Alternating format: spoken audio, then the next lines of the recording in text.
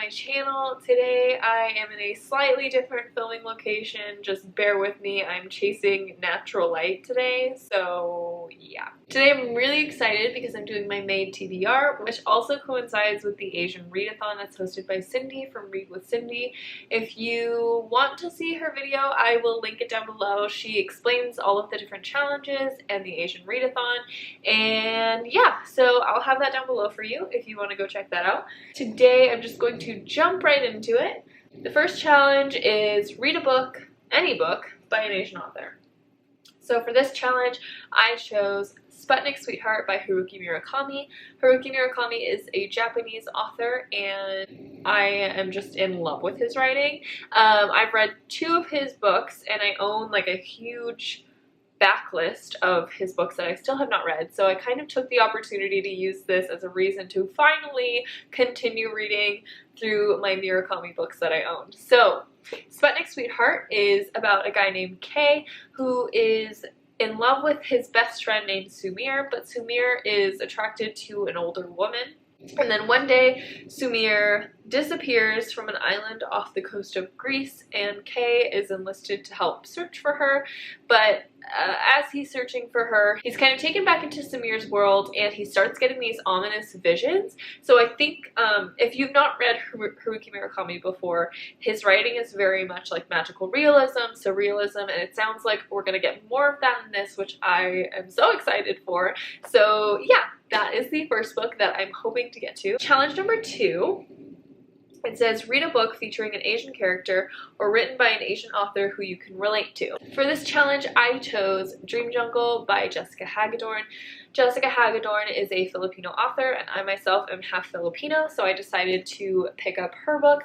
I've owned this book for a couple years now and just have not gotten around to reading it, so again, just taking the opportunity to work through my backlist of Asian authors. But yeah, I read Dog Eaters by Jessica Hagedorn for my college capstone project / research project, and I loved getting to read.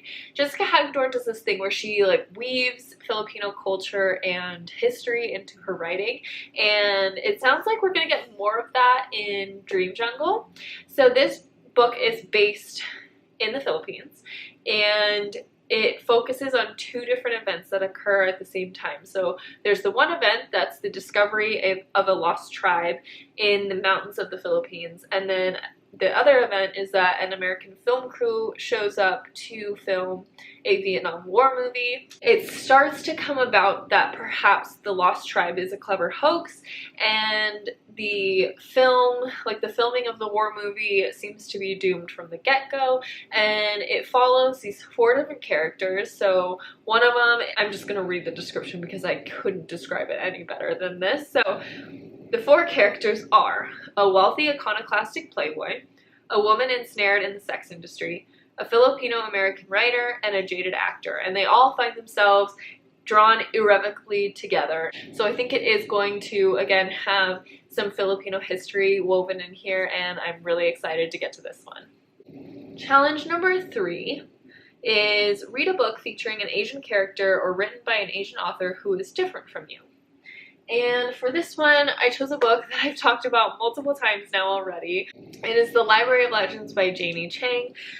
Janie Chang is a Taiwanese author, and I am not Taiwanese, so that is the difference. The Library of Legends, again, I have talked about multiple times, but it revolves around students, faculty, and staff of a university in China, and it's set during World War II, and we are focusing on them as they are forced to travel to safety, which requires them to travel by foot for 1,000 miles across China. And they've also been entrusted with a 500-year-old collection of myths and folklore, which is called the Library of Legends. And there's a murder and an arrest, and we follow the main character, I forget her name, Leon, I think? Leon. We follow Leon as she forms a friendship / relationship with a guy named Xiao, and after the murder and the arrest, she's kind of forced to escape before some family secret comes out.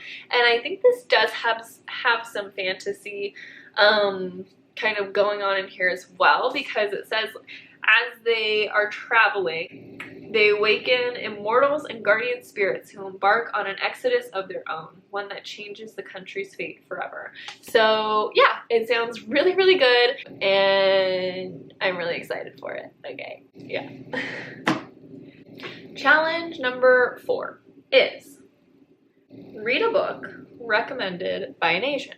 I found this one to be the hardest one because I didn't really know who to go to for a recommendation. I mean, obviously Cindy has her own recommendations. Chloe from, I think it's Books with Chloe, hopefully I'm remembering that right, she had some recommendations, but I kind of wanted to already own it just because acquiring books right now is not the easiest, so I wanted something that I already owned, but also a recommendation from an Asian person, and I also wanted to keep it within like Asian authors or books set in Asia, stuff like that. Like I didn't want to just get like any book, so kind of narrowed my options there, but I finally found one and I went to Bookstagram for mine. So I got my recommendation from a Bookstagrammer who I follow. Her handle is chicostreet.reads, and if you have not seen her Bookstagram, you should go check it out and follow her. Her feed is amazing.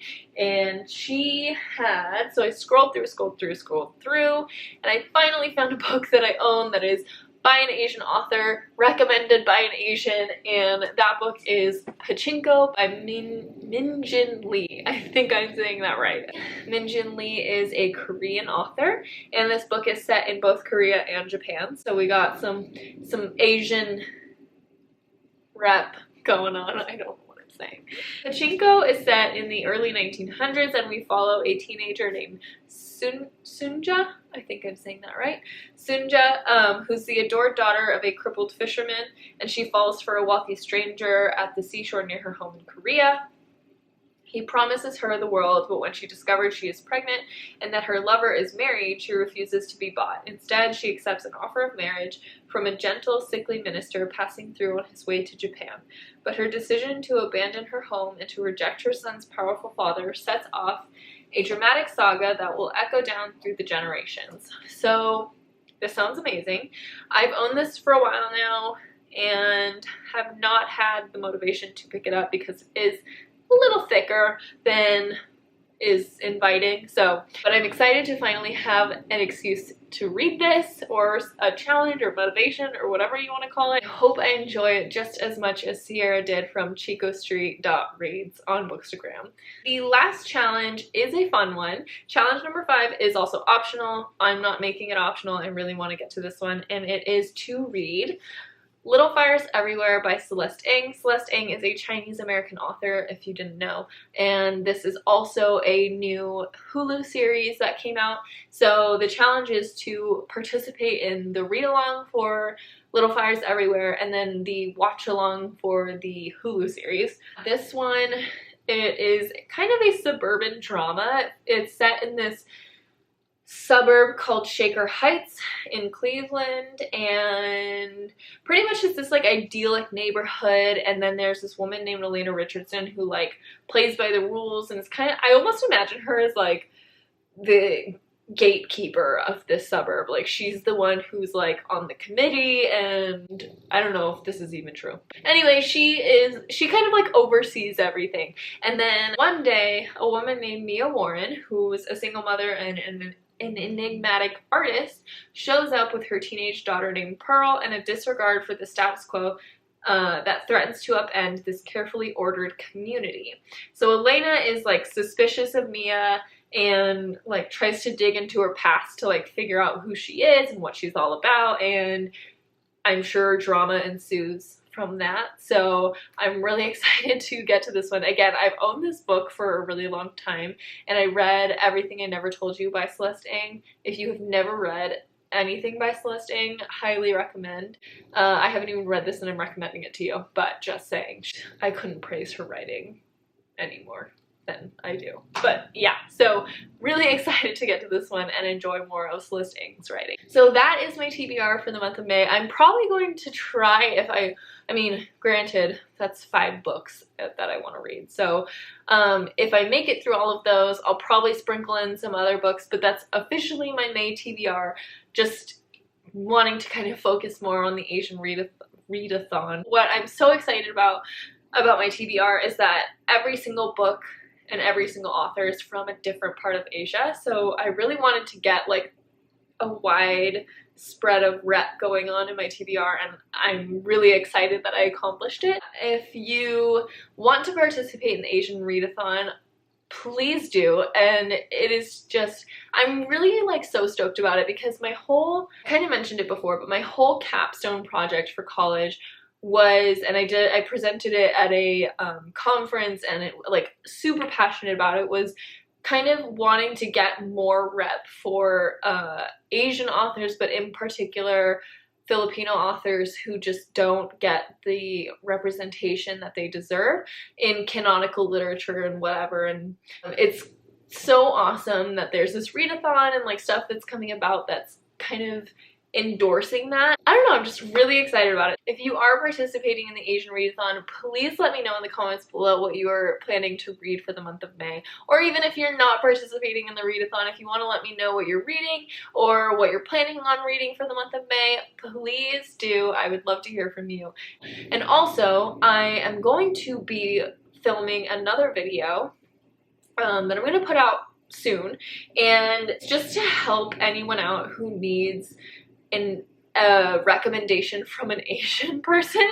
As I am Asian, I decided that I would do some Asian book recommendations just to kind of help people out, because I know that that prompt might be a little more difficult to, I don't know, I found it difficult, so I figured I'd help some viewers out if you needed an Asian recommendation. So anyway, yeah, I hope you enjoyed this video. If you want to find me anywhere else on the internet, you can find me on Goodreads and Instagram. I have those always linked in the description box below, so if you want to find me in those places, you absolutely can. Any thoughts or comments you can leave down below. I'd love to hear from you. And yeah, I hope you enjoyed this video, and I'll see you in the next one. Bye.